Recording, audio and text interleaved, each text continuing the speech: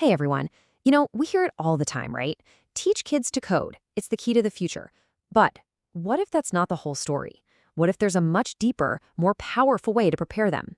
Well, today we're going to dive into something called the DEVCON Kids method. And trust me, it's a real game changer because it puts the learning itself front and center, way before the tech. So you see this question, right? Who is the next Bill Gates? It's a question that's on everyone's mind. And the knee-jerk reaction is always, oh, we just need to teach them how to code. But the folks at DEVCON Kids, they push back on that. They ask a question that's way more interesting. What if we're all looking in the completely wrong direction? And boom, here's their core philosophy. It's so simple, but so powerful. For them, the tech, it's not the point. It's just a tool, like a paintbrush or a hammer. The real goal, the secret sauce, is the learning process. The good stuff. Critical thinking, wrestling with a problem, that spark of creativity. That's what they're trying to unlock. All right, so let's dig into this a little more. This philosophy, it's not about turning out an army of coders. No, it's about something much bigger. It's about building a whole new way of thinking. So this whole approach is built on some really cool principles. First off, they mix kids of all different ages and skill levels together. Think about that. The younger kids get to learn from the older ones. And the older kids, well, they actually get better by teaching. It's brilliant. They also get that play isn't just, recess. Neuroscience tells us it's absolutely crucial for how our brains develop and learn. But maybe the biggest thing is their focus on making every single kid feel like they belong and helping them build a strong, positive self-image. Okay, now we're getting to the heart of it. At the core of the DEVCON Kids method is this awesome 4-step journey. And listen, this is way more than just a lesson plan. Think of it as a roadmap, a framework that takes a kid from that first tiny spark of an idea all the way to a finished project, and then helps them think about what they just did. So where does it all begin? Step 1, think and experience. This is the hook, the part that pulls you in. It's all about grabbing a kid's imagination and getting them excited before you even whisper the word code. And how do they do that? Well, they engage kids on every level. You've got to tease their minds with all the cool possibilities. You've got to get their hands itching to build something. And you have to touch their hearts by showing them why it matters, by showing them real, tangible things they can make, like right away. You create this instant connection. It just makes them want to learn. All right, so once that curiosity is officially sparked, once they're hooked, it's time for step 2. Now we give them the tools to actually make those cool ideas happen. And this step is all about getting your hands dirty.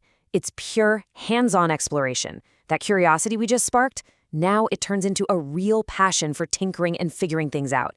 The kids aren't just sitting there memorizing boring commands. No way. They're mastering concepts because they're actually doing something.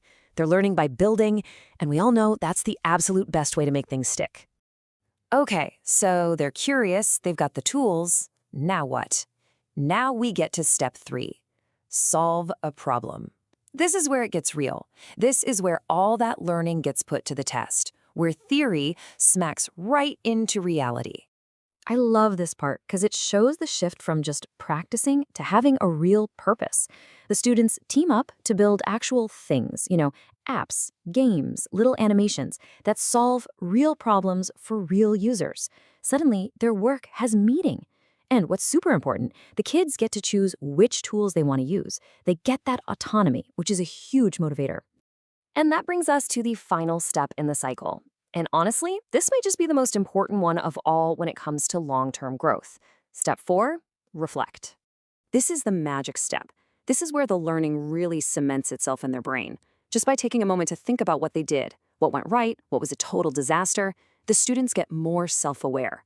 They start to build resilience because they see that making stuff isn't about being perfect the first time. It's a process of always improving. And that, right there, is how you build a real growth mindset. That reflect stage is so important that we're actually going to zoom in on it. We're going to do a little deep dive into one of its most critical parts, the art of feedback. Because let's be real, how we talk about the work can be just as important as the work itself. And to help us understand this, we're going to lean on the insights of Christina Salo. She's a professional teacher and one of the co-founders of DEVCON Kids. Honestly, her expertise is a huge part of what makes this whole reflection thing so powerful. Okay, so first things first, let's get on the same page. What even is feedback? When you boil it down, it's just helpful information you give someone to help them get better at something. It's not about tearing them down. It can be an opinion, a piece of advice, an idea, but the key word, the one you gotta remember, is helpful. So, what's the difference between good and bad feedback? Let's look at it in action. We're going to see two examples for the exact same project.